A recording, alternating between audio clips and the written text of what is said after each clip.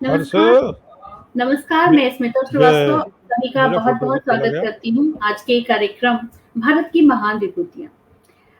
एक बार आप सोचिए, सोच के थोड़ा महसूस करने का प्रयास कीजिए कि क्या हो यदि आप अपने घर का रास्ता भूल जाएँ, आपने खाना खाया या नहीं खाया, ये भी आपको याद ना रहे, आपको अपने बेटे का नाम तक ना याद हो, तो कैसा महसूस होगा? और आप ही को नहीं, आपसे संबंधित आस-पास के जितने लोग हैं, परिवार के जितने सदस्य हैं, उन पे भी कुछ मुझे लगता है जीवन सामान्य नहीं रह जाएगा। तो बहुत सारे बुजुर्ग ऐसे हैं जो इस बीमारी से ग्रस्त हैं।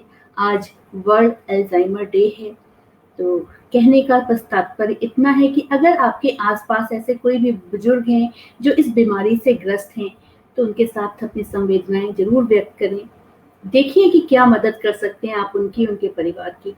बस इसी तरह से एक-दूसरे के साथ जुड़ कर के हम लोग जीवन को और आसान और सरल कर सकते हैं। और आज हमारे साथ फिर यहाँ उपस्थित हैं डॉक्टर रमेश कृष्ण जी, जिनके माध्यम से हम उन ज्ञान को सुन पा रहे हैं, समझ पा रहे हैं, जिससे आज के समय में बहुत ही आवश्यक है। बहुत-बहुत स्वागत है गुरुजी, सादर प्रणाम आपको। जय। शुरू करें। जी सर, जी गुरुजी।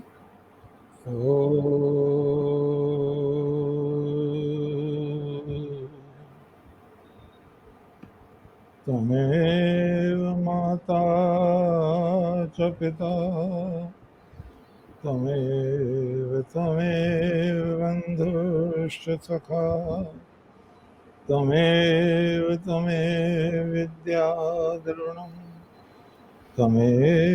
त्वमेव सर्वते। ॐ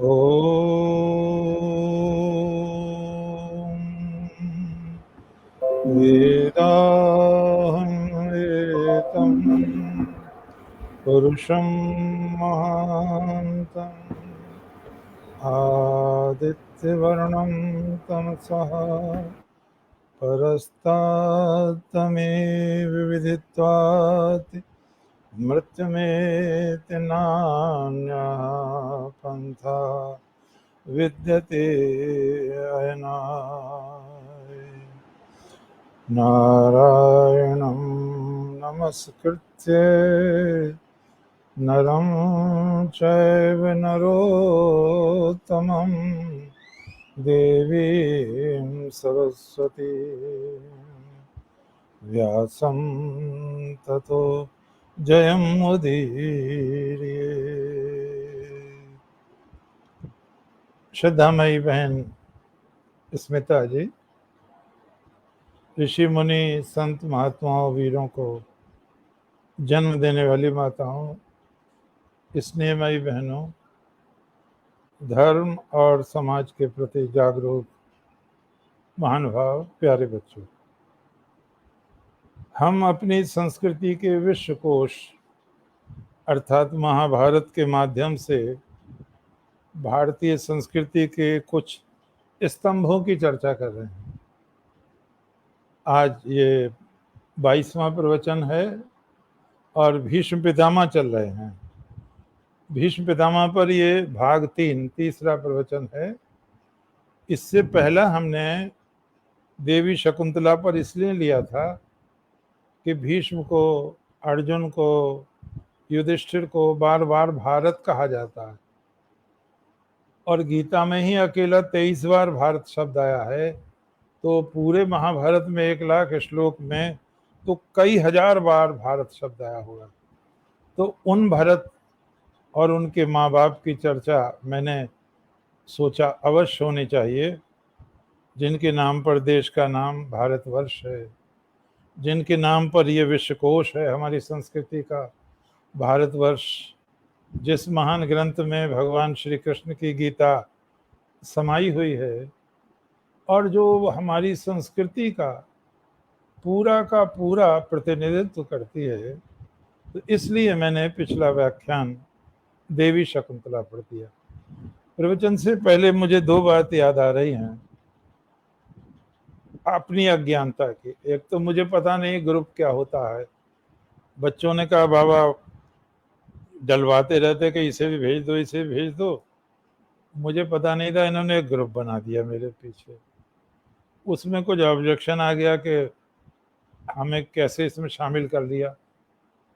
एक दो ऐसे महापुरुष आ गए जिससे कोई हमें लेना देना नहीं था, उन्होंने ऐसी कृपा कर दी कि हमारी बदनामी होने लगी। तो मुझे जब पता चला, मैंने बात क्या हो गई, तो एक ने तो कुछ धार्मिक वैमनस्य फैलाने वाला अपना डाल दिया, एक ने कुछ आज के संत के विषय में जिनका नाम बहुत प्रसिद्ध है। तो मैंने बच्चों से कहा, भैया ये एकदम हटा दो, हमें तो भारतीय संस्कृति से लेना है, हमें ना किसी से वैमनस्य फैलाना है, ना ही कोई ऐसी बात करनी है, और ना किसी को जबरदस्ती कहना कि आओ सुनो।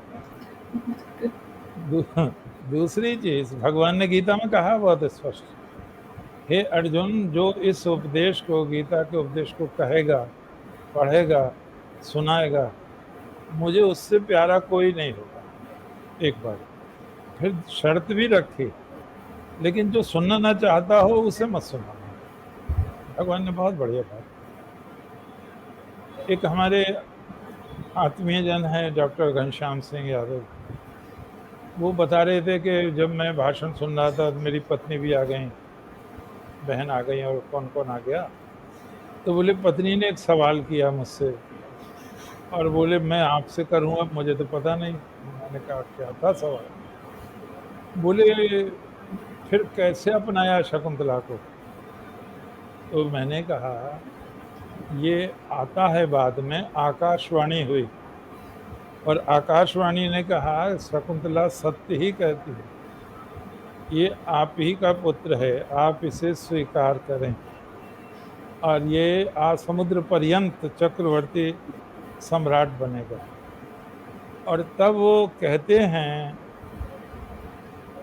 दुष्यंत ने ये कहा कि मैंने जानबूझकर ऐसा व्यवहार किया, क्योंकि मैंने यहाँ बताया नहीं था लोगों को, तो लोगों को मेरे प्रति अविश्वास ना हो जाए, इसलिए मैंने ये नाटक रचा कि मैं तुम्हें जानता नहीं।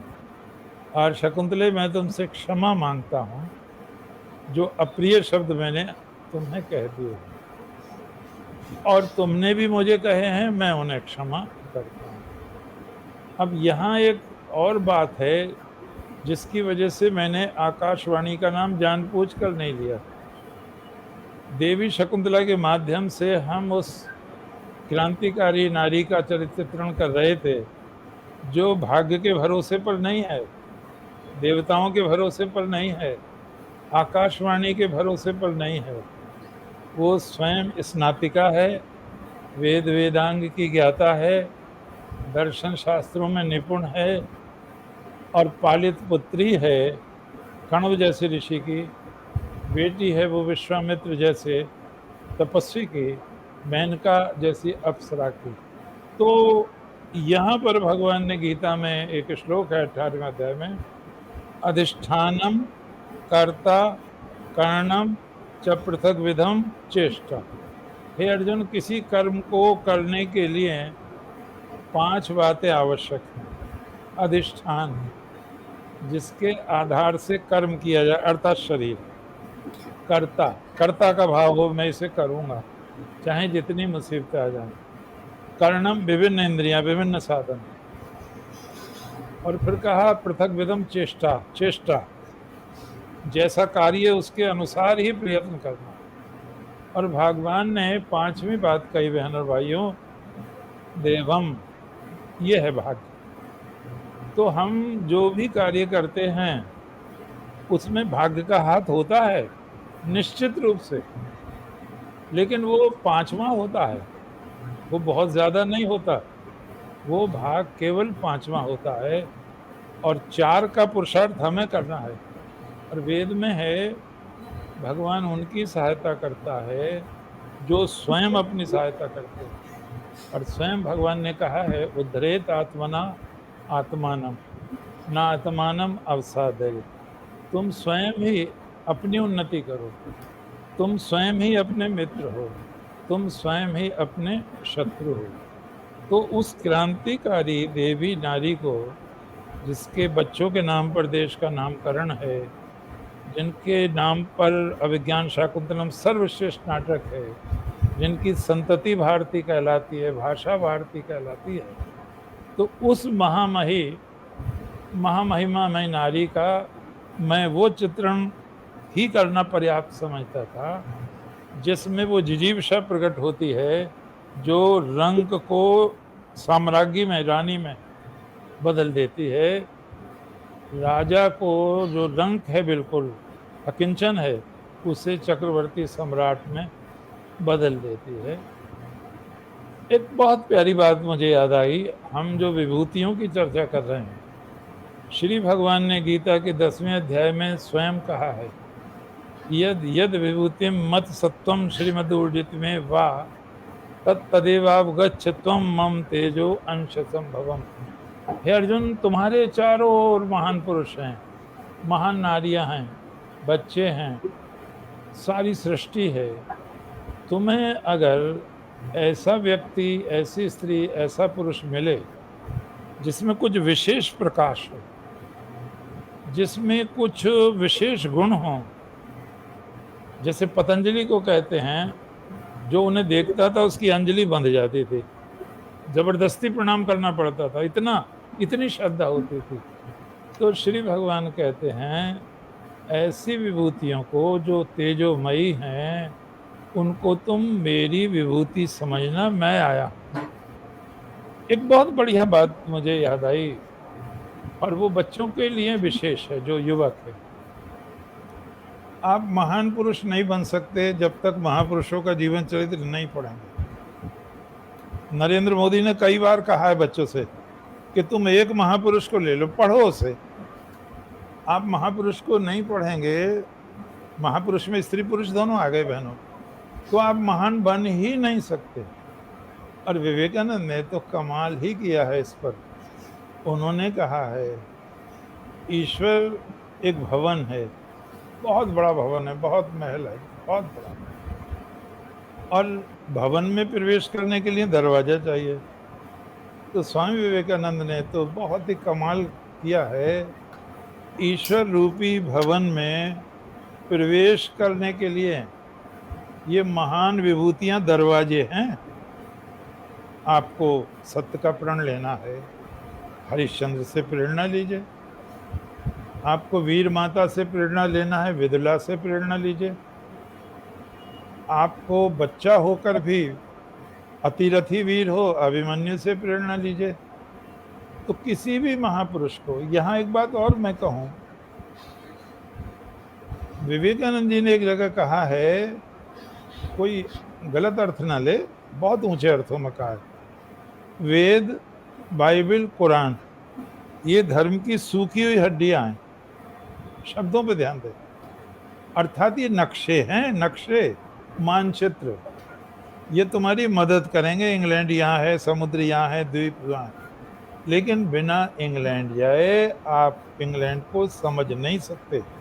ये इशारा देते हैं वेद, कुरान, बाइबल, कैसे अच्छे बन बन के ईश्वर की ओर बढ़ते जाओगे। तो जो महान चरित्र हैं देवी देवताओं के, मनुष्यों के, स्त्रियों के, पुरुषों के, अब जैसे बच्चे हैं, ध्रुव तो, प्रहलाद तो बच्चे ही हैं, तो ये ईश्वर रूपी भवन में प्रवेश करने के दरवाजे हैं। यहाँ एक बात और जान लेनी चाहिए,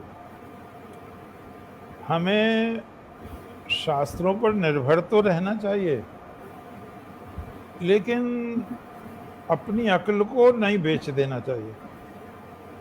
बहुत बड़ी बात कही है। दयानंद जी से पूछा गया, स्वामी दयानंद जी से, क्या भगवान पर इतना ही ज्ञान था जितना 4 वेदों में है? बहुत बढ़िया प्रश्न है, आपको ये जरूर ध्यान से सुनना चाहिए। तो स्वामी जी ने कहा, ईश्वर का ज्ञान तो अनंत है, ईश्वर को बांधा नहीं जा सकता किसी शास्त्र में। और स्वामी जी तो कहते थे, अनंत पन्ने खुले हैं अभी ईश्वर के विषय में।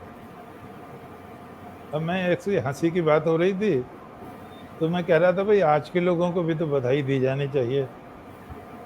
जब भगवान राम ने मारीच को मार दिया तो वो तो राक्षस निकला, और वो राम की आवाज में लक्ष्मण और सीता कहने भी लगा। तो भगवान राम पे मोबाइल होते तो कहते भाई घबराइए मत, ये तो बदमाश बोल लिया है। तो नहीं थी उस समय चीज, हम क्यों ये जिद बांधे? नहीं साहब, नहीं साहब, सब चीज थी। ये भी तो ऋषि हैं जो आज आविष्कार कर रहे हैं। अभी एसी में बैठे हैं, जाड़े में रूम को गर्म कर रहे हैं। तो ये ईश्वर की सृष्टि, उसके ज्ञान के पन्ने रोज खोलेंगे। और ईश्वर को पुरुए में मत ठूंसो। पुरुआ जिसमें खील भरते थे दिवाली में, ईश्वर अनंत है। और बहुत गजब की बात कही है बहनों, मैं विभूति की चर्चा कर रहा हूँ, बहुत गजब की। यक्ष जो धर्म के रूप में थे, उन्होंने युधिष्ठिर से पूछा धर्म क्या है? का पंथा, पंथ शब्द आया, पंथ क्या है जिस पे चल के लोक भी सुधरे और परलोक भी सुधरे।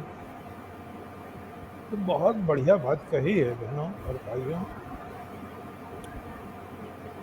युधिष्ठिर महाराज ने क्या कहा? वेदा विभिन्ना, वेद भिन्न, 4 हैं वेद, स्मृति बहुत है। कोई ऋषि मुनि ऐसा नहीं है जिसका मत दूसरे से टकराता ना हो, उनकी भी अलग अलग राय है। आप यहीं किसी विषय पर राय लेने लगें तो जितने लोग होंगे उनकी अलग अलग राय होगी। और ये बुरी बात नहीं है, अच्छी बात है। ये जिस दिन सब एक ही विचार के हो जाएंगे उस दिन उन्नति रुक जाएगी। ये जो अलग अलग विचार हैं इस बात के प्रतीक हैं कि चिंतन सड़ा नहीं है, चिंतन रुका नहीं है, चिंतन मरा नहीं है। उनका स्वागत करो जो नया नया चिंतन देते हैं। तो युधिष्ठिर महाराज ने कहा मैं ये समझता हूँ वेद भी अनेक हैं, स्मृतियां माने लॉ बुक्स, कानून की किताबें अनेक हैं, ऋषि मुनियों के मत भी अनेक हैं। मेरा मन ये कहता है, मुझे ऐसा लगता है, महाजनों येन गतः स पंथा। महाजन लोग, बड़े लोग जिस रास्ते से गए हैं वही पंथ है। गजब कर दिया, गजब कर दिया। भगवान कृष्ण ने भी कहा है ये कर्ण पर्व में। भगवान श्री कृष्ण ने कहा कुछ लोग कहते हैं वेद में, शास्त्रों में सभी समस्याओं का समाधान है। मैं वेदों की निंदा नहीं करता, भगवान ने कहा देखो बहुत ही सीखें कैसे बोलना चाहिए हमें। मैं वेदों की निंदा नहीं कर रहा हूं, लेकिन हर प्रश्न का उत्तर वेद में नहीं है। क्या बात कही भगवान ने, हर प्रश्न का उत्तर वेद में नहीं है। इसीलिए समय समय पर तत्व चिंतकों ने मार्ग सुझाया है। ऐसा भी होता है पुराना मार्ग छोड़ना पड़ता है, नया अपनाना पड़ता है। पुराना मार्ग कैसे छोड़ना पड़ता है, एक इसका उदाहरण दे दूं मैं। अब मुझे अपनी तारीफ तो नहीं करनी चाहिए, लेकिन मैं ट्रेन में जब बैठता था तो लोग आ जाते थे कि वो यादव जी वहाँ बैठे हैं, चलो चलो वहाँ बैठे हैं, और बड़ी चर्चाएं होती थी। तो एक बार कांट से 32 किलोमीटर है मुरादाबाद, तो महाभारत पर चर्चा छिड़ गई, गाड़ी में भीड़ बहुत थी। तो एक सज्जन, मेरा जहां तक ख्याल है वो प्रज्ञा चक्षु थे, नेत्रविहीन थे, उन्होंने कहा कि आप लोग विद्वान हैं कि मैं भी कुछ कह सकता हूं क्या? तो मैंने देखा अरे एक तो इन्हें वैसी परेशानी है, जगह नहीं मिली। तो उन्होंने कहा आप ऊपर आ जाएं, मैं खड़ा हुआ जाता हूँ। बोले नहीं नहीं, मैं ठीक बैठा हूँ, आप परेशान ना हो। तो मैं कुछ पूछना चाहता हूँ। तो एक थे उसमें हमारे साथी ओम प्रकाश, वो रेलवे में कुछ थे, वो जवाब देने लगे। मैं तुम मूर्ख हो, उनसे कहा मैंने।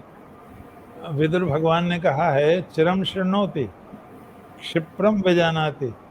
बड़े ध्यान से सुनो, बड़े ध्यान से, एकदम बकवास मत करो, जवाब मत दो। चिरम शृणोति, देर तक सुनो, क्षिप्रम विजानाति, जल्दी जानो। तो तुम सवाल ही नहीं समझे, उनका उत्तर क्या दोगे फिर? तो वो ओम प्रकाश बोला आप समझ गए, मैंने कि मैं अता पता करता हूँ। तो मैंने उन बुजुर्ग से पूछा बड़े सम्मान के साथ, मैंने कहा आप ये कहना चाह रहे हैं क्या सारी गलती दुर्योधन की थी? बहुत खुश हुआ, बहुत प्रसन्न हुआ। बोले हाँ, मैं यही कहना चाह रहा हूँ। और मैंने कहा आप जो नहीं कहना चाह रहे वो मैं कह दूं? तो अब तो लोगों को बड़ा आश्चर्य हुआ कि सवाल भी नहीं हुआ और सवाल की गहराई में चले गई है।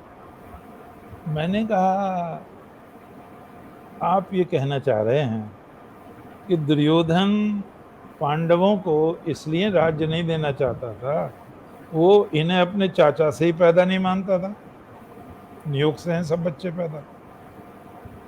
वो तो बूढ़ा बहुत ही प्रसन्न हुआ बहन और भाइयों। अरे गजब है, आप तो बहुत जल्दी मेरी बात समझ गए। तो अब मैंने एक वैद्य जी थे, बड़े ज्ञानी पुरुष थे, उनसे सुना था, वो मुझे अचानक याद आ गया। तो मैंने कहा इससे आगे की बात पता है आपको? तो बोले आगे की बात आप बताओ साहब। वो बुढ़े बोले, मैंने कहा दुर्योधन ने यही तर्क दिया जो आप सोच रहे हैं। मैं सभा में ये कहूंगा, मैं इन्हें सुई की नोक जितना घेरती है इतनी भूमि भी नहीं दूंगा, क्योंकि ये मेरे रक्त संबंधी नहीं है। मेरे चाचा से इन पांचों में से कोई भी पैदा नहीं। तो पितामह भीष्म ने कहा, भीष्म ही है हमारा टॉपिक, पितामह भीष्म ने कहा ये बात मत कहना तुम, ये तो मैं जरूर कहूंगा। भीष्म मना कर रहे हैं, बोले मैं जरूर कहूंगा। जब भीष्म ने देखा ये आदमी बदतमीज है, मानेगा नहीं, तो वो उस अलग ले गए इनसे। दुशासन बैठा था वहाँ, जयद्रथ बैठा था और लोग अलग ले गए से एकांत में। बोले एक बात ध्यान रखना दुर्योधन, अगर तूने भरी सभा में ये कह दिया मैं इन्हें इसलिए राज्य भाग नहीं देना चाहता कि ये मेरे चाचा से पैदा नहीं है, तो याद रखना मैं भीष्म पहला व्यक्ति होऊंगा जो ये कहेगा कि इसका बाप भी अपने बाप से पैदा नहीं है। देखो ये है सत्संग। और ये अब तो होश उड़ गए उसके, क्योंकि धृतराष्ट्र भी तो नियोग से पैदा है, पांडु भी नियोग से पैदा है। तो दुर्योधन म्यान में आ गया जब उसे अपनी असलियत पता चली। तो मैं सिर्फ ये कहूंगा वैदिक युग में नियोग को मान्यता प्राप्त थी, क्योंकि उस समय युद्ध होते रहते, रात दिन युद्ध होते थे, और उसमें पुत्रों की ज्यादा आवश्यकता थी। मैं पुत्रियों के खिलाफ बिल्कुल नहीं हूं, कोई ये समझ ले, पुत्रियों की इतनी आवश्यकता नहीं थी जितनी पुत्रों की, मरने मारने के लिए। इसलिए आपको बड़ा ताज्जुब होगा, वेद में यह आशीर्वाद दिया गया है विवाहिता स्त्री को, तू परिवार में साम्राज्ञी बन, तेरा शासन चले, ससुर सास तेरा सम्मान करें, और तू 10 पुत्रों की माता बन, 10 पुत्रों की। कहीं ये नहीं कहा तू 10 बेटियों की माता बन, 10 पुत्रों की। आप वैसे भी देख लें, गांधारी ने क्या मांगा भगवान से, मेरे 100 पुत्र हों, 100, एक ना 2 ना 10 ना 20, पूरा मोहल्ला उसी का हो जाएगा, तो मेरे 100 पुत्र हों। तो मैं ये निवेदन करना चाह रहा था कि ये जो महापुरुष हैं, ये जो विभूतियां हैं, ये भगवान रूपी भवन या संस्कृति रूपी अथाह महासागर में पार करने के लिए पनडुब्बियां हैं, नौकाएं हैं। बिना महापुरुषों को समझे हम संस्कृति को नहीं समझ सकते। एक और उदाहरण दूं आपको, मुझे बहुत अच्छा लगता है, मैं उसे भूलता नहीं हूँ, इसलिए आज याद आ गया मुझे। गांधी जी बाहर आते जाते रहते थे, साबरमती आश्रम में आए हुए थे वो, और वहां सुबह को भी प्रार्थना होती है, रात्रि को भी प्रार्थना होती है। प्रार्थना होने के बाद वो भीगे हुए चने नाश्ते में बट रहे थे, अल्पाहार। जब गांधी जी के पास चने आए तो अब वो बहुत बड़े बड़े लोग बैठे थे, विनोबा हैं, काका कालेलकर वगैरह हैं, तो ये खाएं तो जब जब पहले गांधी जी खाएं, तो ये सब गांधी जी की तरफ देख रहे थे, सब पर चने आ गए। गांधी जी ने कहा सब पर आ गए? बोले हाँ। इतने में ही 4 कार्यकर्ता आए, बोले ये बापू चोर पकड़ा है हमने। चोर? हाँ, कई बार चोरी हो चुकी है। यहाँ से क्या चोरी हो जाती है? रुपया पैसा तो है नहीं यहाँ। बोले लिहाफ गद्दे चोरी हो जाते हैं, तो हम पहरा देते हैं।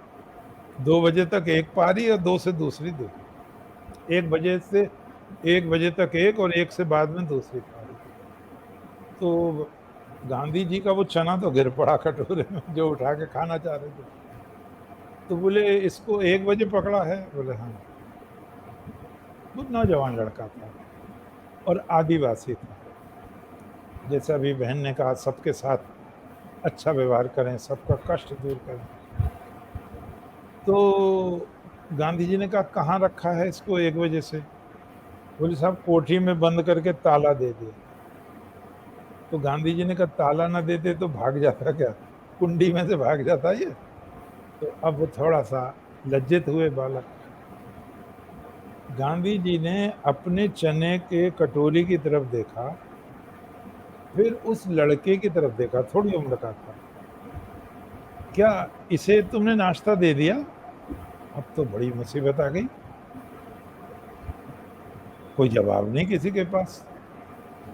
गांधी जी ने कहा बोलते क्यों नहीं? तो काका कालेकर ने, जो बड़े थे, विद्वान थे, सब उनकी इज्जत करते थे, बड़े डरते डरते संकोच से कहा, बापू चोर को नाश्ता कहाँ लिखा है? वेद में तो नहीं लिखा, उपनिषदों में नहीं लिखा, कुरान बाइबल में नहीं लिखा। देखो बात अपनी जगह है, चिंतन देखे, महाजनो येन पथा सपंथा, महाजनो येन गतः सपंथा। क्या कहा गांधी जी ने? इस लड़के को ध्यान से देखो, ये चोर है या इंसान है? अब तो बहुत बढ़िया बात आ गई, ये चोर है या इंसान है? अब लोगों की समझ में आया कि सब इंसान है। अरे चोर तो एक धब्बा है, ये इंसान ही है। ये आकाश की ऊंचाई तक महान बन सकता है, ये महावीर और बुद्ध बन सकता है। परिस्थितियां भी आदमी को मजबूर कर देती हैं। गांधी जी ने कहा बेटे तुम क्या करते हो? उसे नाश्ता दिलवाया उन्होंने। क्या करते तुम? बोले मैं अछूत हूं और मुझे कोई ऐसा काम तो नहीं दिया जाता लोगों का जिससे कि धर्म बिगड़े। बोझा उजट होता रहता हूँ, जब भूख के मारे कई दिन हो जाते हैं तो चोरी करने को मजबूर हो जाता हूँ। तो गांधी जी ने कहा देखा तुमने, चोर ये नहीं है, चोर वो हैं जिन्होंने बिना कमाए खाते हैं, धन को तिजोरी में रख रखा है, ब्याज पर रुपया उठाते हैं, जिनके कुत्ते मलाई दूध पीते हैं, रोटी खाते हैं, कार में टहलते हैं, और बाप को वो भले ही धक्का दे दें वृद्धाश्रम में जा चले गए होंगे। तो दिनकर की यही पंक्तियां मुझे याद आती हैं, श्वानों को मिलता दूध वस्त्र, भूखे बालक अकुलाते हैं, माँ की हड्डी से चिपक ठिठुर जाड़ों की रात बिताते हैं, और युवती के लज्जा वसन बेच जब ब्याज चुकाए जाते हैं, मालिक जब तेल फुलेलों पर पानी सा द्रव्य बहाते हैं, इन पापी महलों का अहंकार देता तब मुझको आमंत्रण। तो गांधी जी ने उसको काम दिलवाया, रोजगार दिलवाया आश्रम में। और वो तो बाहर आते जाते रहते थे। जब बहुत महीनों बाद आए, उन्होंने इस बालक को बुलवाया, उसकी रिपोर्ट ली, बोले तो बहुत अच्छा व्यक्ति हो गया। तो गांधी जी ने कहा देखो किसी से घृणा मत करो, ये देखो कि अगर उससे कोई अपराध हुआ है तो उसकी पृष्ठभूमि क्या है। तो इसलिए मैं बहनों आपसे कहता हूँ भाइयों कि हम धर्म को नहीं समझ सकते, ईश्वर को नहीं समझ सकते, जब तक कि हम उन लोगों को न समझें जिन्होंने धर्म को जिया है, धर्म को ओढ़ा है। जब हवन करते हैं तो कहते हैं अमृता पिधान नमस्ते स्वाहा, ये अपिधान मैं इसको ओढ़ूं, अमृत परसमर्जी, ये मेरा बिछौना बने, ये मुझे सब तरफ से ढक ले, अर्थात शुभ कर्म हमें चारों ओर से घेरें। आनो भद्रा कृतवो यंतु विश्वतः, ये भगवान से प्रार्थना की गई है, हे प्रभु चारों ओर से अच्छे विचार मेरे पास आए। तो स्मिता जी तो बहुत अच्छा कार्य कर रही हैं, और अगर मैं भी हल्की जबान से कह दूं तो मैं भी बहुत मेहनत कर रहा हूँ। हल्का हल्का काम वो तो मेहनत कर ही रही है, आप भी मेहनत से सुन रहे हैं, लेकिन मुझे पता नहीं था कि कोई देवी मेरे वृद्धावस्था में ऐसी भी आएगी जो मुझसे बहुत परिश्रम कराएगी। और मैं इसलिए भी परिश्रम करता हूँ, एक भी शब्द निरर्थक ना हो, फालतू ना हो, अप्रामाणिक ना हो, और हमें ईश्वर से, धर्म से, संस्कृति से दूर ना ले जाए। आओ हम भीष्म पितामह के चरणों में चलते हैं। भीष्म पितामह का भतीजा अंधा है, और अंधे से कौन ब्याह करे भैया, सीधी सी बात है। भीष्म पितामह का बड़ा दबदबा है, और उन्होंने खबर भेज दी गांधार में, और वो शकुनी लड़की का डोला कहते हैं उसको, डोला लेके आ गया। वो विवाह यहाँ हुआ। गांधारी ने, मैंने पीछे बताया, आंख से पट्टी बांध ली। विचारणीय बात यह है कि अभिमन्यु जब मारा गया चक्रव्यूह में, तो किसकी गलती से मारा गया? माँ की, सुभद्रा की गलती। वो चूंकि योद्धा हैं, बहुत बड़े योद्धा हैं अर्जुन, वो चक्रव्यूह वेदन की प्रक्रिया बता रहे थे कहानी के द्वारा। और सुभद्रा भी छत्राणी है, कृष्ण की बहन है, वो बड़े ध्यान से उनको सुन रही थी। लेकिन चूंकि गर्भवती थी तो थक गई होंगी, उन्हें नींद आ गई। आपने भी देखा होगा, कहानी कहने वाला जब तक कहता है, जब तो हूँ हुंकारा मिलता रहे उससे, जब उन्हें देखा सो गया तो वो बंद कर दिया हमने। तो वो प्रवेश तो कर गया था अभिमन्यु, सुभद्रा ने वहां तक तो सुन लिया, फिर वो सो गया। और यही बहनों और भाइयों, अभिमन्यु की मृत्यु का कारण बन गया थोड़ा सा सोना। और हम उस गांधारी को क्या कहें? दोनों आंखें हैं, तुम संभाल सकती थी खानदान को, पति तो अंधा था, तुम तो अंधी नहीं थी। उनकी पता नहीं, मैं बहुत हैरान रह जाता हूँ, उनकी तारीफ भी हो सकती है, उनकी आलोचना भी हो सकती है। भाई जब एक व्यक्ति नहीं देखेगा तो तुम तो देखो। बच्चे को ना तो माँ देखे ना बहन, तो वो पिता, तो उसके तो बिगड़ने के ही ज्यादा संयोग और अवसर रहेंगे, और यही हुआ है।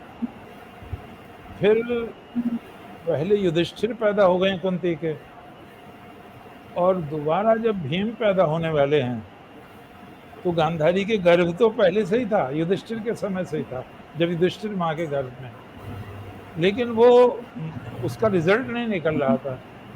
तो जब इसने ये सुना कि भीम पैदा होने, दूसरा बच्चा पैदा होने वाला है, तो इसने ईर्ष्या से अपना पेट पीट लिया, और वो गर्भ स्रवित होकर पिंडी के रूप में बाहर निकल आया। बड़ा कड़ा था वो, लोहे की तरह, हाहाकार मच गया। व्यासी आए, व्यासी ने कहा घबराओ मत, आशीर्वाद तो तुम्हें दिया है 100 बच्चों का। तो उन्होंने 100 मटके मंगवाए, घी भरवाया, एक एक टुकड़ा डाला, एक बच गया, उससे लड़की पैदा हुई दुश्शला। तो वो जो संतान पैदा हुई है, उससे पहले माँ को ईर्ष्या हुई है, और वो संस्कार बच्चे में आएगा जरूर, बच्चे में चला गया वो संस्कार। तो यहाँ हम भीष्म पितामह की भी गलती मानेंगे क्या? जन्मांध को कोई राजा, मामूली आदमी नहीं, कोई राजा, गांधार के राजा हैं, जिसे कंधार कहते हैं, काबुल कंधार, जहाँ झगड़े मचे पड़े हैं, यहाँ के थे वो, यहाँ के थे वो। तो अंधे को कौन ब्याहे? और ये कहते हैं शकुनी लाया था बहन को, और फिर वापस नहीं गया। तो भीष्म पितामह ने उससे कहा नहीं तुम जाते क्यों नहीं? दीवार खोई आलों ने, ससुराल खोई सालों ने। बहुत दिन हुए, मैं एक बार पढ़ रहा था, भगवान राम जब ससुराल गए जनकपुर, तो मामूली घर भी बहुत खातिर होती है, फिर वो तो राजा महाराजा थे, तो रामचंद्र जी का मन आने को ना करे वहां से, ससुराल से, जनकपुर से। तो उन्होंने रसोई की दीवार पे लिख दिया एक दिन भगवान राम ने। ये किंवदंती है, आप कहीं शास्त्रों में ढूंढने लगे। कुछ चीजें बड़ी शिक्षाप्रद होती हैं और वो लोक से चलती हैं, मुंह से मुंह में, लिखी कहीं नहीं होती। तो लोग भगवान राम ने लिख दिया, ससुराल सुख की साथ है। ससुराल तो सुख का भंडार है। तो दासी ने देख लिया, और जब भगवान राम चले गए तो उसने उसके नीचे एक लाइन लिख दी, ऊपर की थी ससुराल सुख की साल, दासी ने लिख दिया अगर रहे दिन दो चार। एक कहावत भी है, प्रथम दिन का मायना, प्रथम दिन का पायना, दूसरे दिन का मेहमान, तीसरे दिन टिके तो पक्का बेईमान। तो भगवान राम ने वो पढ़ लिया, ओहो। तो वो जनक जी से बोले, वो पिताजी मुझे कल जाना है। बोले तुम तो कह रहे मेरा बहुत मन लग रहा है अभी नहीं। नहीं, मुझे पिताजी इस सपने में दिखाई दिए हैं, माता जी दिखाई दी हैं। तो ससुराल में भी ज्यादा रहना खतरनाक है। और शकुनी से किसी ने यही नहीं कहा तुम जाओ। और इसके मूल में भीष्म पितामह जिम्मेवार हैं, वो बुजुर्ग हैं, वो प्रमुख हैं, मुखिया हैं, और इसने बदला लिया है, इस बात का भयंकर बदला लिया है इसने। और सहदेव के हाथ से मारा गया शकुनी, और सहदेव ने वो शब्द कहे हैं इस जब ये मर रहा शकुनी, आज वैर का आदि सृष्टा शकुनी मारा गया। अब एक तो ये मूल में भीष्म पितामह पर आई बात, इससे पहली चर्चा पहले चल पड़ी थी। आप ब्रह्मचारी हैं, स्वयंवर है कन्याओं का, स्वयंवर में कन्या स्वयं वरण करे, तुम उन्हें छीन के ले आए झपट के। तो ये थोड़ा सा उस महामहिमा में व्यक्तित्व पर थोड़ा सा दाग है, इसको सहन नहीं करेंगे लोग। एक दाग वो लग गया। अब जब ये बच्चे आ गए वहां से वन से, तो ये भीम भी बहुत अड़ीपेल आदमी है। भीम इन्हें सिर पकड़ पकड़ कर लड़ा देता था 100 बच्चों को। किसी की टांग टूट जाए थी, किसी का पैर, किसी की आंख सूज जाए थी, पेड़ पे हैं तो पेड़ हिला दिया, सब भद्द भद्द नीचे गिर जाते थे। तो परेशान हो गए ये कौरव लोग। और भीम, उसने, दुर्योधन ने ये सोचा कि सबसे तगड़ा ये है, इसे जान से मार। उसने भीम को भोजन में जहर दिलवा दिया, और जब वो बेहोश हो गए तो लताओं से बांध के नदी में डलवा दिया। और वो कहते पाताल चले गए, उन्हें सांपों ने काटा। तो सांपों के काटने से वो विष खत्म हो गया जो दुर्योधन ने दिया था, और उन्होंने बहुत से सांप मार डाले वहां पाताल लोक में। वहां हलचल मच गई। तो वासुकी राजा हैं उनके, तो राजा वासुकी से कहा, एक मर्त्य लोक का बालक है, थोड़ी उम्र का है, और उसने हमारे बहुत से लोग मार डाले। तो वासुकी आए वहां देखने, और उनके साथ आर्यक नाग आए। तो आर्यक नाग जो थे, कुंती के पिता शूरसेन के नाना थे, नाग जाति की थी वो। शूरसेन की नानी नाग जाति की थी, जैसे सुलोचना नाग जाति की है, मेघनाथ की पत्नी, आदमी होते थे। और अर्जुन की एक पत्नी नाग जाति की है, उलूपी। तो उन्होंने, आर्यक नाग ने कहा, रे ये तो कुंती का बेटा है। उन्होंने राजा से कहा, राजा ने बहुत प्यार किया भीम को, और क्या तुम्हें दिया जाए? तो आर्यक नाग ने कहा, इसे हम कुंड का रस पिलवा दीजिए। तो ये कहते हैं एक कुंड में 1000 हाथी का बल होता था रस में। और भीमसेन ने 8 कुंड रस पी लिया। अब 8,000 हाथी का बल आ गया, 2,000 हाथी का बल लेकर वो पैदा हुए हैं, इसलिए कहा जाता है भीमसेन में 10,000 हाथी का बल था। अब यहाँ रोवा पीटी मच रही, भीमसेन मिले नहीं, कुंती बहुत रो रही, विदुर भी परेशान। उसमें जब ये लौट आए तो इन्होंने बताया तो पता नहीं कितना डर था दुर्योधन का।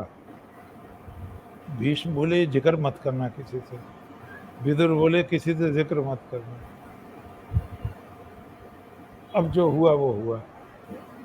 तो एक बदमाश को फ्रॉम द वेरी बिगिनिंग आपने पनपने का अवसर दिया। अब मैं कहूँगा उसको जिस दिन युद्ध होगा, भगवान ने ये बात वहाँ गिनाई है, यहाँ ना कहें उसको। अब आगे चलते हैं हम भीष्म पितामह का। ये जो दुर्योधन है, ये बाप को बहला के फुसला के,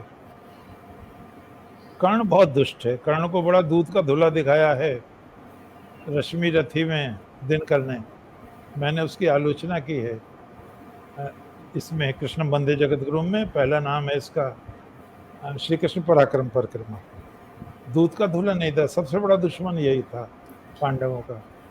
तो इसने कहा इन्हें मरवा दो, और लाक्षागृह बनवाने में भी इसकी सलाह थी, आग लगवाने में भी कर्ण की सलाह थी पुरोचन के द्वारा। तो धृतराष्ट्र नहीं चाहते थे कि जाएं बच्चे बाणावत।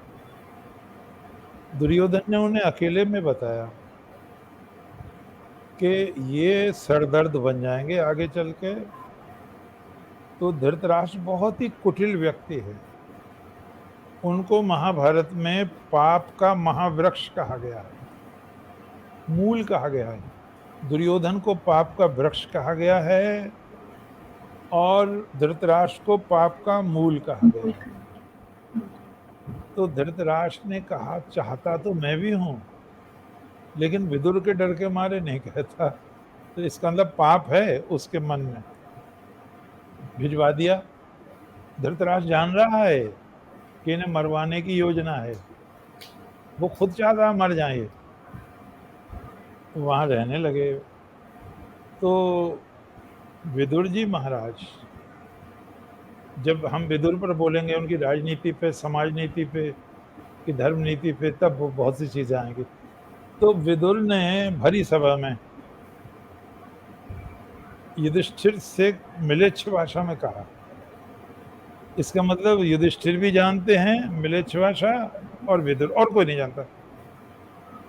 मिलेच्छ भाषा में कहा कि जब वन में आग लग जाती है तो जो चूहे सांप बिल में घुस जाते हैं वो बच जाते हैं।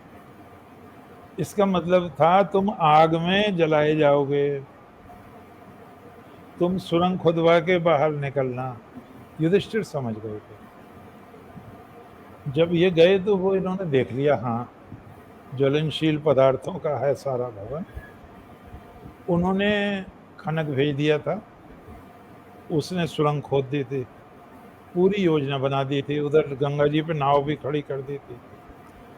पांडव बहन और भाइयों जो बचे हैं वो विदुर जी की कृपा से बचे हैं, भीष्म की नहीं। भीष्म ने उनकी कोई खैर खबर नहीं ली, ये बहुत अफसोस की बात है। विदुर जी की वजह से वो बचे हैं। अब यहाँ पे आग तो पुरोचन को लगानी थी, ये सबको निकाल के भीम ने स्वयं आग लगाई और उसी में उन्होंने पुरोचन को भी डाल दिया, जिसे आग लगाने का दायित्व सौंपा था। दावत भी हुई थी दिन में, तो एक भीलनी थी बेचारी, वो और 5 उसके लड़के, उन्होंने कुछ जरूरत से ज्यादा पी ली, उन्हें होश रहा नहीं, वो जल के मर गए। उन्हें लोगों ने ये 5 पांडव और माँ समझ लिया। मैं बड़ा आश्चर्य करता हूँ, देखो सत्संग में ऐसी चीजें कह दी जाए तो कोई हर्ज नहीं है। अखबार में रोज आता था 10 मर गए शराब पी के, 5। अब कोई निमंत्रण आया था शराब पीने का, दिल्ली में मैं देख रहा था, बड़ी लंबी लाइन लग गई कोरोना में कि भाई कहते कि शराब लेने आए तुम्हारी ऐसी की तैसी, ये जानबूझ के मरने को आ रहे हो। भगवान यही तो कह रहे हैं, आदमी स्वयं ही अपना शत्रु है, स्वयं ही अपना मित्र है। एक अच्छी चीज मुझे याद आई, जलालुद्दीन एक सुल्तान था, वो हिल मिल कर रहता था, सख्त नहीं था। अलाउद्दीन खिलजी का वो ससुर भी था, चाचा भी था।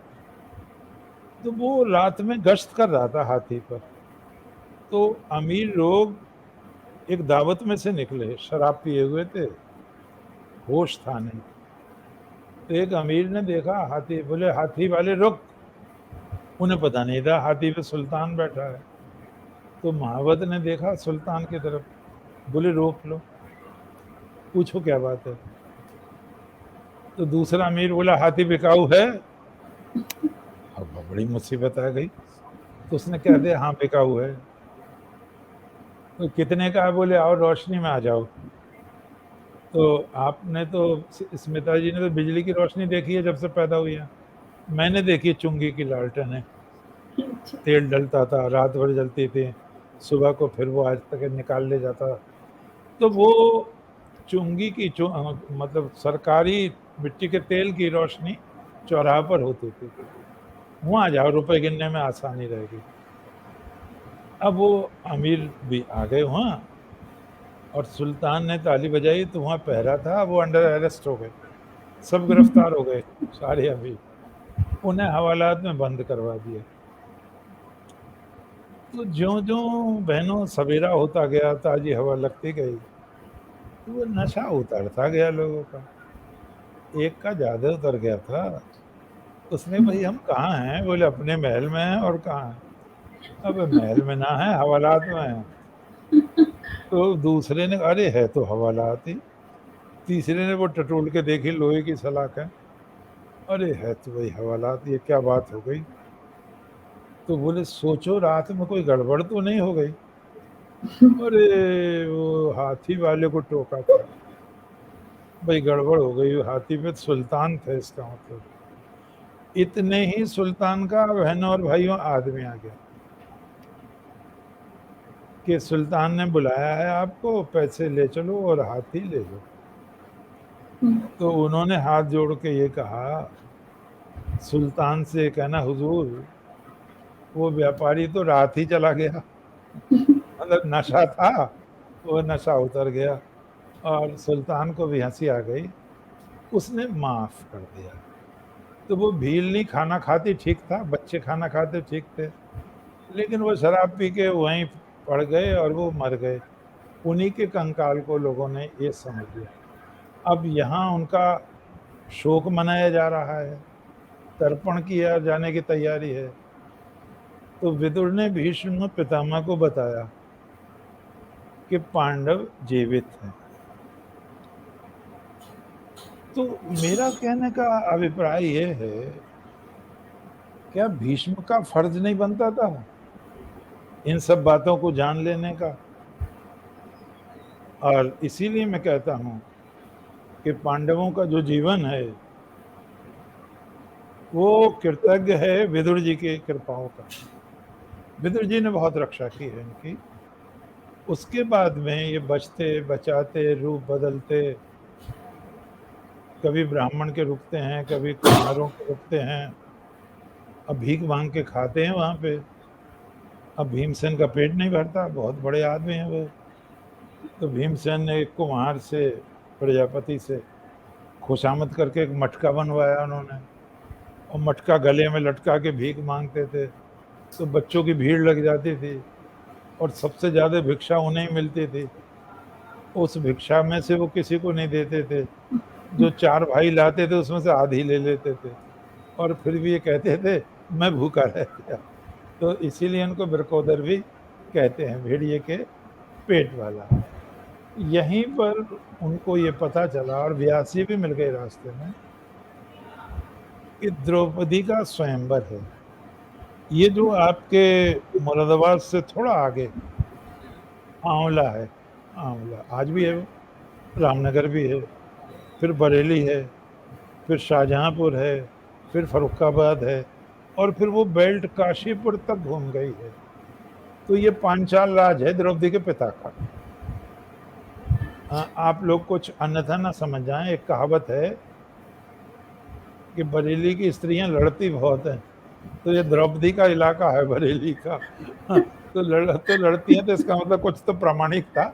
मैं क्षमा चाहते हुए कह रहा हूँ, मैं ऐसा नहीं कह रहा कोई मेरे सिर हो जाए। तो ये द्रौपदी का राज है सारा, बरेली, शाहजहांपुर, आमला, उधर फरुखाबाद। तो ये जो थे, यहाँ स्वयंवर था और 2 उनकी राजधानी थी। और वो जो स्वयंवर था, जब इन्हें पता चला तो इन्होंने कहा चलो स्वयंवर में चलते हैं। स्वयंवर में आ गए, ब्राह्मणों में बैठ गए, ब्राह्मणों का ही वेश था। अब द्रौपदी बहुत सुंदर मानी गई है, अनिंद सुंदरी, योनि से पैदा नहीं है, अयोनि जा है, यज्ञ मंडप से वो और उनके भाई। सांवला रंग है, केशों का रंग नीला है और पद्म गंध निकलती है शरीर से। द्रौपदी जहां हो 1 कोस तक कमल की गंध निकलती थी। असाधारण गुण थे उनमें। और स्वयंवर धूमधाम से हो रहा था। यहाँ ये ध्यान देने की चीज है कि उधर तो भगवान कृष्ण ने ये सुना था द्वारका में, जबकि द्वारका हजारों मील दूर है हस्तिनापुर से, कि पांडव नहीं जले हैं, बच गए हैं। उन्होंने सुना था ये। इधर द्रुपद को पता चला था कि पांडव जिंदा हैं। और चूंकि द्रोणाचार्य ने एक और गलती रह गई यहाँ, वो मैं जरूर बताना चाहूंगा कि ये बच्चे जब खेल रहे थे, कौरव पांडव, सभी कौरव में वैसे, तो इनका बीटा माने गिल्ली कुएं में गिर गई। कुआ था वो सूखा, इनसे निकली नहीं। तो पास में एक ब्राह्मण बैठे थे और वो यज्ञ करके चुके थे। ये बच्चे उनके पास गए तो उन्होंने कहा, तुम कहते क्षत्रिय हो, अपनी बीटा नहीं निकाल सकते? देखो मैं निकालता हूँ। और उन्होंने अपनी अंगूठी भी गिरा दी इसमें। देखो मैं दोनों चीजें निकालता हूँ। सरकंडा उन्होंने अभिमंत्रित करके एक के ऊपर एक, एक के ऊपर एक, इनका बीटा निकाल दिया, गिल्ली निकाल दी। बच्चे बड़े खुश हुए। फिर इसी तरह से उन्होंने अपनी अंगूठी निकाल दी। तो बच्चों ने भीष्म पितामह से कहा कि एक बड़े ज्ञानी पुरुष हैं। और भीष्म पितामह ने सोचा कौन व्यक्ति हो सकता है, तो उन्हें अनुमान हो गया कि द्रोणाचार्य तो नहीं है। और यहाँ ध्यान देने की चीज है, जब द्रोणाचार्य फिर बोलेंगे तो और ज्यादा बदलाव चर्चा करेंगे। द्रोणाचार्य छिपकर रह रहे थे अपने साले के यहाँ, कृपाचार्य के, पता ना चले कैसे छिपकर रह रहे थे। भगा दिया था जी। हाँ, उनकी नियत में खोट था, थोड़ा खोट आ गया था। अब वो भीष्म पितामह जो आए वहां, तो देखा तो द्रोणाचार्य थे, प्रणाम किया। तो उन्होंने द्रोणाचार्य से कहा कि आप हमारे बच्चों को शिक्षा दीजिए। कृपाचार्य देते थे पहले, द्रोणाचार्य के साले, ये उनसे ज्यादा अच्छे इसमें विशेषज्ञ थे। तो द्रोणाचार्य ने कहा, मैं विद्या तो सिखा दूंगा, लेकिन गुरु दक्षिणा में मैं मुंह चाही चीज लूंगा। भीष्म पितामह ने कहा, क्या लेंगे आप?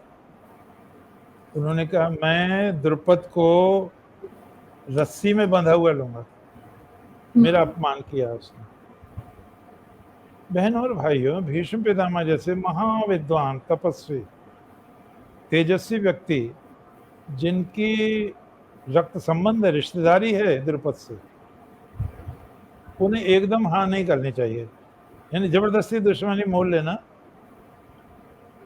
इन्होंने कहा, अरे आप चिंता ना करो, जो चाहोगे, आप ही राजा हो। ये शब्द हैं, आप ही राजा हो, ये राज्य आपका है।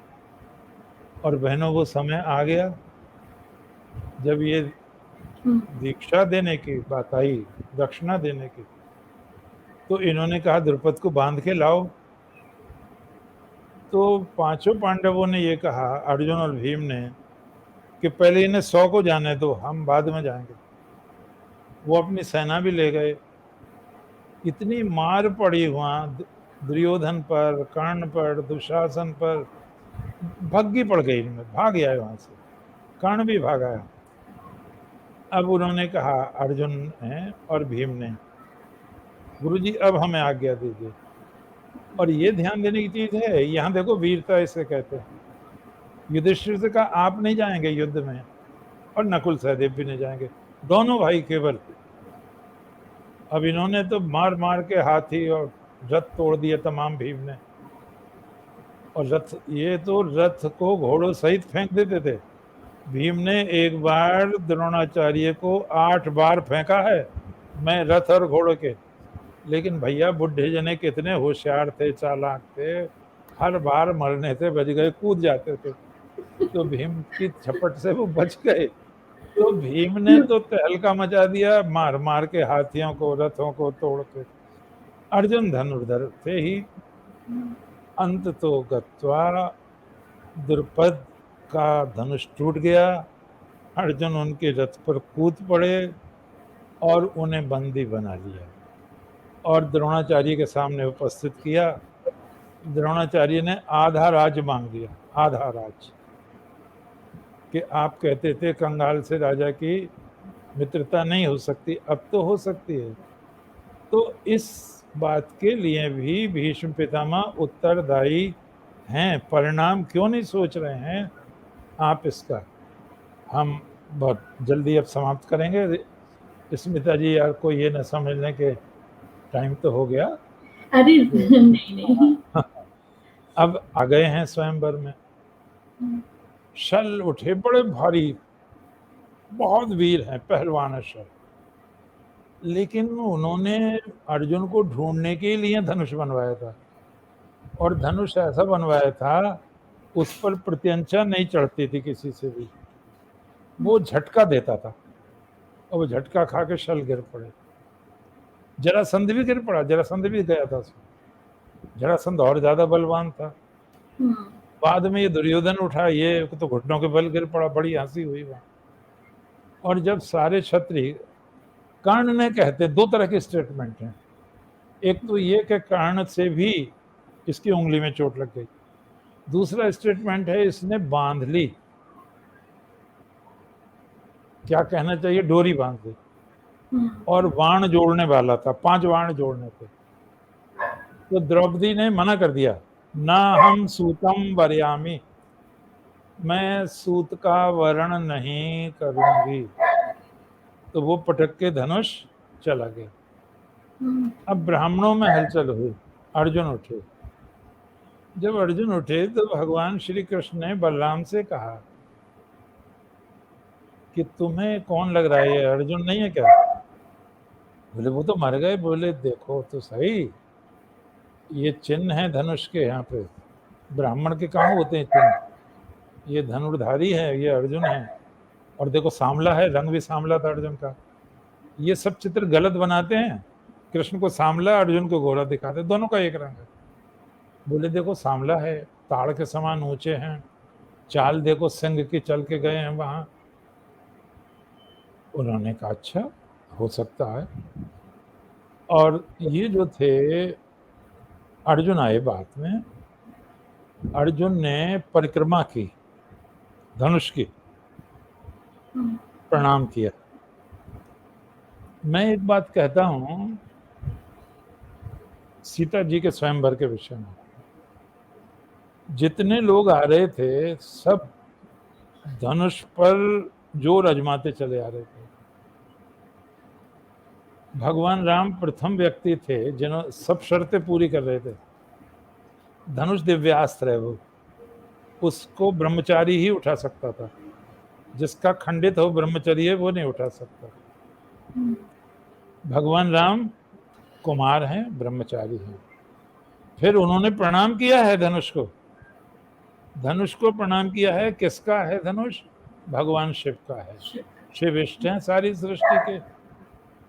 और धनुष शैव है, 3 प्रकार के धनुष होते थे, वैष्णव, शैव, शाक्त, तीनों की तकनीक अलग अलग होती थी। भगवान श्री राम ने प्रणाम किया धनुष को, अर्थात देवताओं को प्रसन्न किया। एक काम और किया श्री भगवान ने, प्राणायाम किया और प्राणायाम से सारी ऊर्जा हाथ में केंद्रित कर ली। आपने देखा होगा, सुना होगा, देखा कहाँ होगा, राममूर्ति पहलवान तख्ता रख के हाथी चढ़वा लेते थे अपने सीने पर। और आपने देखा होगा आंख की पुतली से सरिया मोड़ देते हैं लोग। ये सब प्राणायाम की शक्ति है। दयानंद जी से पूछा गया था एक बार, मैंने पहले कहा है, आपको ध्यान हो, क्या ये बात सही है भगवान शंकराचार्य ने अपनी आत्मा निकाल के दूसरे के शरीर में प्रविष्ट करा दी थी? तो दयानंद जी ने कहा एक उत्तम योगी के लिए ये संभव है। इतना तो मैं भी कर लेता हूं कि प्राणायाम के द्वारा सारी ऊर्जा को एक केंद्र में ले आता हूं। इसका मतलब वो इससे अगली प्रक्रिया है। अब यहाँ पर भगवान ने प्रणाम किया शंकर भगवान को, उन्हीं का ये धनुष भी है शंकर परंपरा का। और उसके बाद में उन्होंने प्राणायाम करके सारी ऊर्जा को केंद्रित किया और उसे ऐसे उठा लिया जैसे फूलों की माला। अर्जुन ने भी ये सारी प्रक्रियाएं पूर्ण की, प्रणाम किया, परिक्रमा की, भगवान को प्रसन्न किया और प्राणायाम के द्वारा एकाग्र करके दृष्टि और प्रथम प्रयास में ही उस मछली को बींध दिया और वो टुकड़े टुकड़े टुकड़े टुकड़े होकर गिर पड़ी। भीष्म पितामह नहीं गए थे उसमें, तो इतने में ही क्या हुआ, बड़ा बवाल मच गया।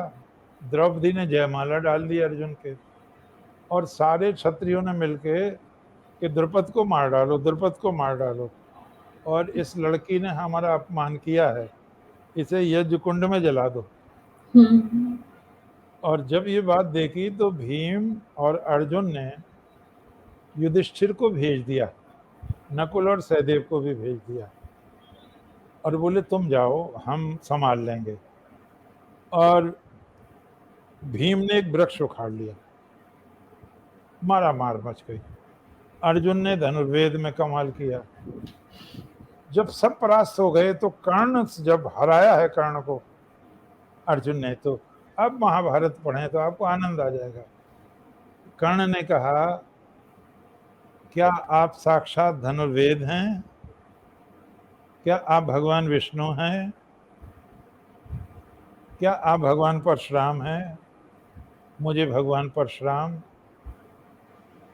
मुझे इंद्र, मुझे अर्जुन के अलावा कोई परास्त नहीं कर सकता।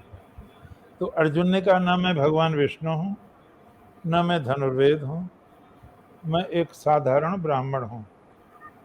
अब भगवान कृष्ण आ गए सामने। एक बात हमें बहुत अच्छी तरह समझ लेनी चाहिए, अगर हम धार्मिक हैं तो हमें धर्म का पक्ष लेना चाहिए। भगवान ने कहा देखो ध्यान से सुनो हमारी बात, सेना सहित आए हैं भगवान, बेटे को लाए प्रद्युम्न को, इस नियत से लाए हैं कि कौरव शिविर में नहीं जाने देंगे द्रौपदी को, अपने बेटे को उतार देंगे स्वयंवर में प्रद्युम्न को। प्रद्युम्न भी शर्त पूरी कर देते। तो भगवान कृष्ण ने अब कहा देखो ब्राह्मणों ने धर्मतः द्रौपदी को प्राप्त किया और युद्ध करने से कोई लाभ नहीं है, अर्थात अब हम भी इनकी ओर से लड़ेंगे। और भगवान कृष्ण और बलराम का बड़ा प्रताप था, तो राजा तो पहले ही मुंह की खाए हुए थे, उन्होंने समर्पण कर दिया। अब यहाँ पर जब ये बात हस्तिनापुर आई, समाप्त करते हैं बात को, हस्तिनापुर आई और विदुर ने कहा आपके लिए बड़ी प्रसन्नता की बात है, धृतराष्ट्र से कहा स्वयंवर जीत लिया है बच्चों ने। तो धृतराष्ट्र ये समझे कि दुर्योधन ने जीत लिया स्वयंवर, और बड़ा खुश हुआ, और ये करो और वो करो, छिड़काव करो और उसे बुलाओ ऐसे। तो उसने कहा ये तो पूछ लो किसने जीता है।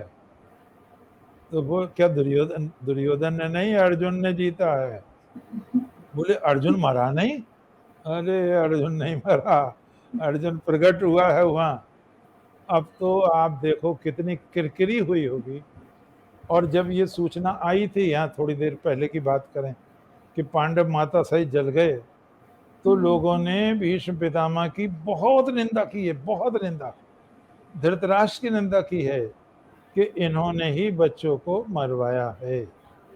हम भीष्म पितामह के माध्यम से अपनी संस्कृति की मान्यताएं, उसके विभिन्न मोड़ों से स्वयं भी गुजर रहे हैं, आपको भी लेकर चल रहे हैं।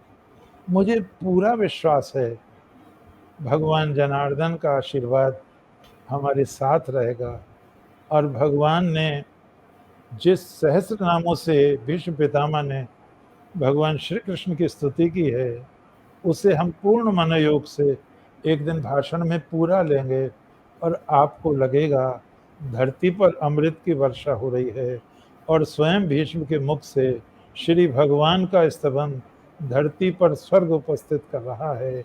बहुत बहुत धन्यवाद, बहुत बहुत धन्यवाद। जय श्री। बहुत बहुत धन्यवाद गुरुजी। और साधारण कुछ लोगों के कमेंट्स हैं, मैं उसको ले लेती हूँ, जी आप तक पहुंचा देती हूँ। और उस क्रम में हमारे साथ बहुत लंबे समय तक साथ बना के रखा आशा पांडे ओझा आशा जी ने, जो एक बहुत ही बेहतरीन कवयित्री हैं। साथ में रहे अमोद श्रीवास्तव जी, प्रणाम कह रहे हैं। और उनका एक प्रश्न भी था, जी मेरा है अभी दिखता है तो मैं बताती हूँ।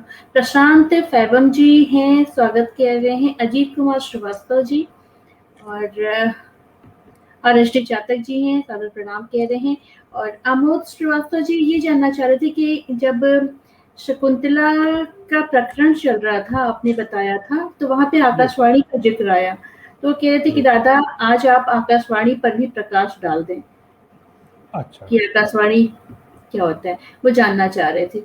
और साथ में ही गोविंद सिंह जी, रीता सहाय जी, राजकुमार सेवक जी, सविता सिंह जी, सभी लोग आपको प्रणाम कह रहे हैं। राजकुमार सेवक जी जानना चाह रहे थे, गुरुदेव की गांधारी 100 वर्ष की अवस्था तक संतानोत्पत्ति योग्य रही होंगी, यह विचारणीय बिंदु है।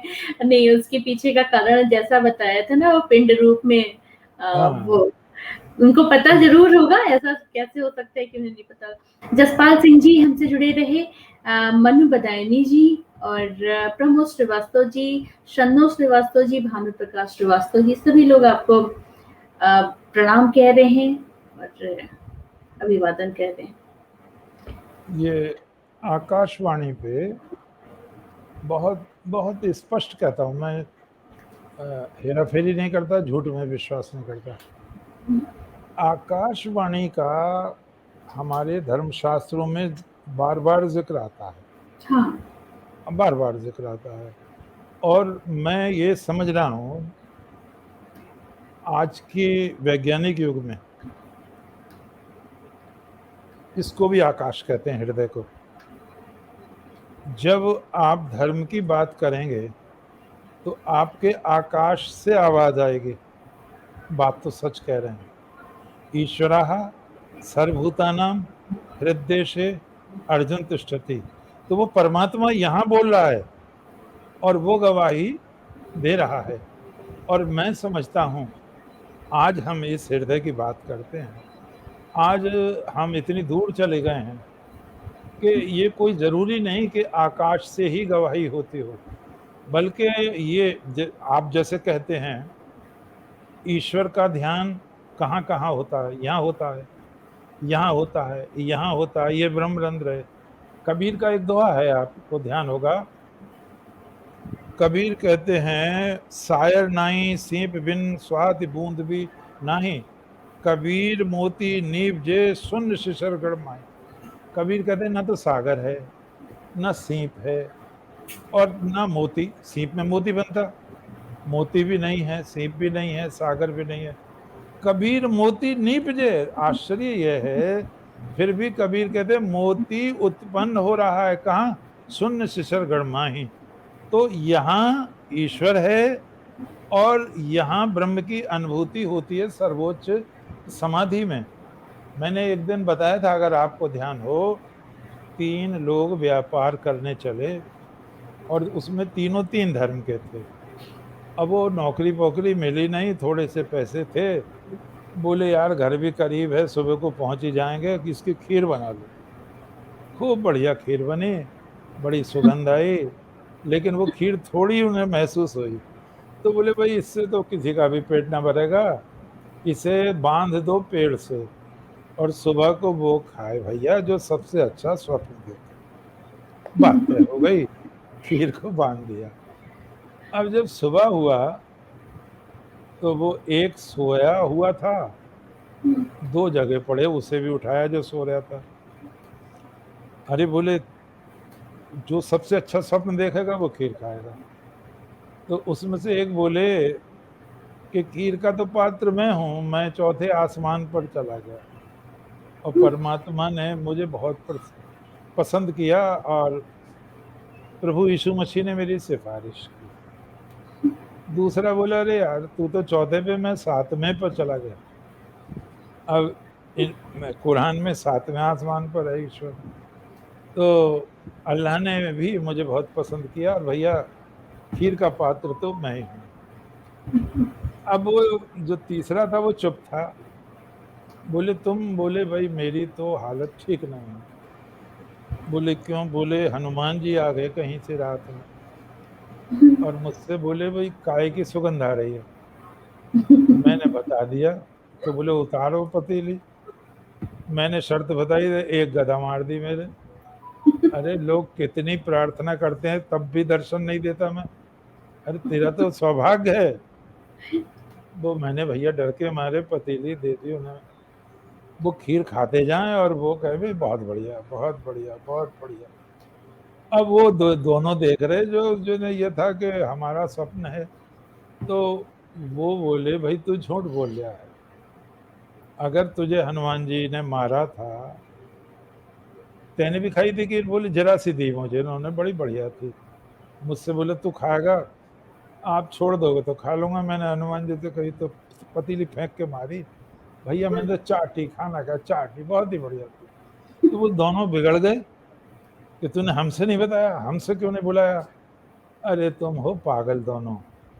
कुत्ते और सियार सब भौंकने लगे, इतनी आवाज दी मैंने, सारा जंगल गूंज गया। तुम पागल तो नहीं है? अब चौथे आसमान पे आवाज पहुंच जाएगी मेरी, सातवें पे पहुंच जाएगी।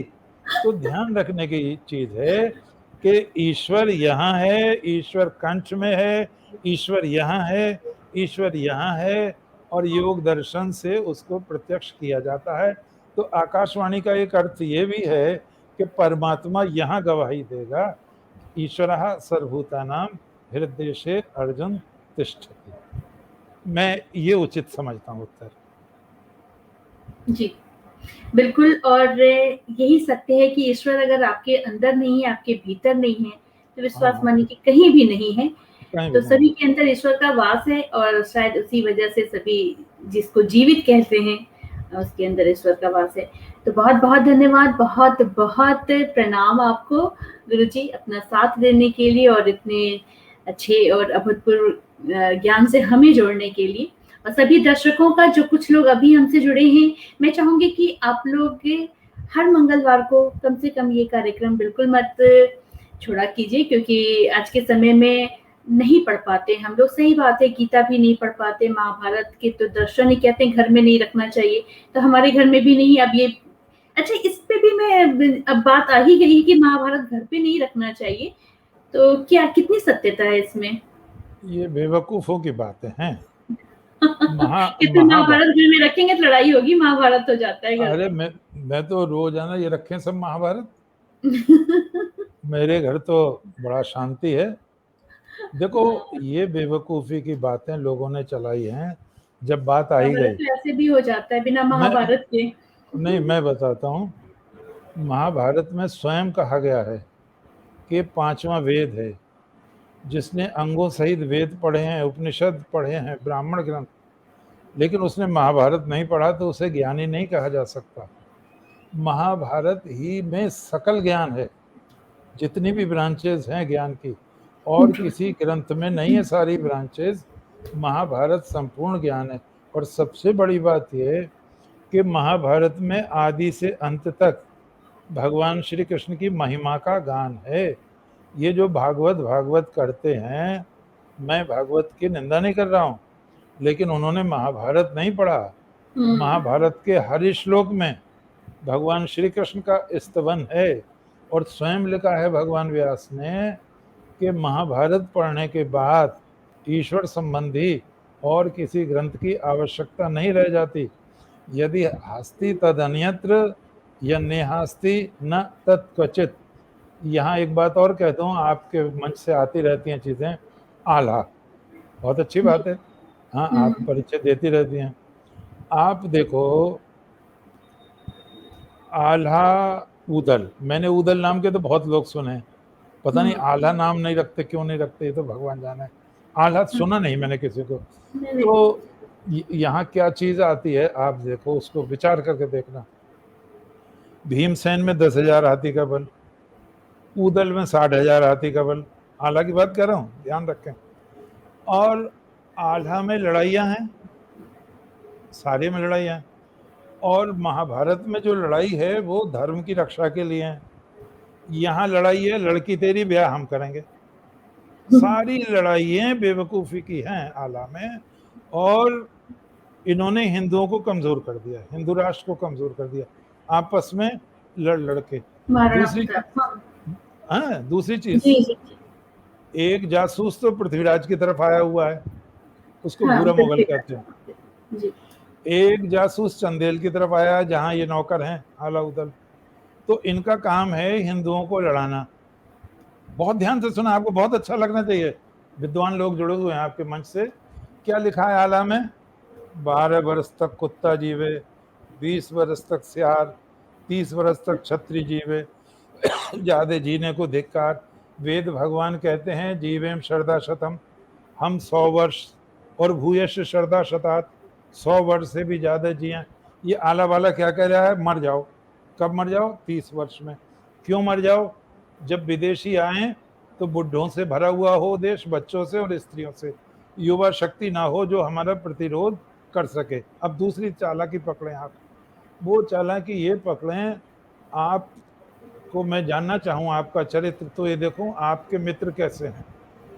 तो मित्र हैं बौना डाकू, माहिर चुगलखोर, और कहीं नट बन के घुस गए कला कर रहे हैं, कहीं मनिहार बन के चूड़ी पहना रहे हैं। ये बहनों और भाइयों राजाओं के काम नहीं है। और वो क्या कहता है, 22 बेटे हैं ताला के, घर की 3 लाख तलवार। अब तुम लड़ो तो सही, मेरे खुद 22 बेटे हैं और 3 लाख में से फौज और मंगा दूंगा। कहाँ से मंगा दूंगा? बाहर से मंगा दूंगा। तो तुम्हारा आला पढ़ने से नाश ना हुआ, ये ज्ञान का ग्रंथ पढ़ने से नाश हो जाएगा? जरा विचार करना इस बात पे। जिससे नाश होना था उससे तो तुम्हारा नाश हुआ नहीं, जिससे उद्धार होना था वो विद्वान ही नहीं माना जाता बहनों, जो गीता पर और ब्रह्म सूत्र पर और उपनिषदों पर भाष्य नहीं रचता। तो ये महाभारत का जो हृदय है गीता है। महाभारत के प्रतिपाद्य भगवान श्री कृष्ण हैं।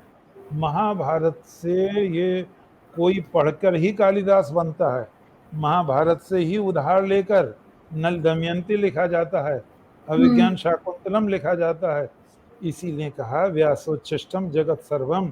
अगर आप महाभारत पढ़ेंगे तो मैं अपने को हटाते हुए कहता हूँ आप लोक पूज्य हो जाएंगे। मदन मोहन मालवीय रोज महाभारत पढ़ते थे, लोकमान्य तिलक रोज महाभारत पढ़ते थे, बंकिम चंद्र चट्टोपाध्याय रोज महाभारत पढ़ते थे, स्वामी अखंडानंद सरस्वती रोज महाभारत पढ़ते थे। उनसे ज्यादा विद्वान हैं क्या? वो उनका तो नाश कहीं नहीं हुआ। तो ये एक बेवकूफ़ी की बात है। जिसने पढ़ा महाभारत वो हो गया गारद, जिसने पढ़ी गीता उसने घर में दिया पलीता। इन चीजों ने कमजोर किया है। आपने बहुत अच्छा किया, या जिन्होंने कि इन गलत सलत मान्यताओं का भी खंडन होना चाहिए। इसी का नाम सत्संग है। तमसो माँ ज्योतिर्गमय, असतो माँ सद्गमय, तमसो माँ ज्योतिर्गमय, मृत्युर्मा अमृतम गमय। सभी को प्रणाम, बहुत बहुत प्रणाम, बहुत। और स्मिता जी को बार बार आशीर्वाद। जय हो। सादर प्रणाम गुरु जी, और सभी को बहुत बहुत धन्यवाद, बहुत बहुत शुक्रिया, आपने अपना समय दिया।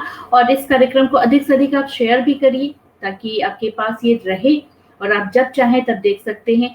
YouTube पे आपको सारे के सारे संकलन मिल जाएंगे और मैं समय समय पे यहाँ पे प्लेलिस्ट जारी करती रहती हूँ, लेकिन आप यूट्यूब चैनल भी आप सब्सक्राइब कर लीजिए, तो आपको ढूँढना नहीं पड़ेगा, वहाँ पे एक साथ संकलित हैं सभी। तो बस जुड़े रहिए हमसे, अपना ध्यान रखिए, अपनों का ध्यान रखिए और हमसे मिलते रहिए। नमस्कार, जय हिंद, जय भारत। जय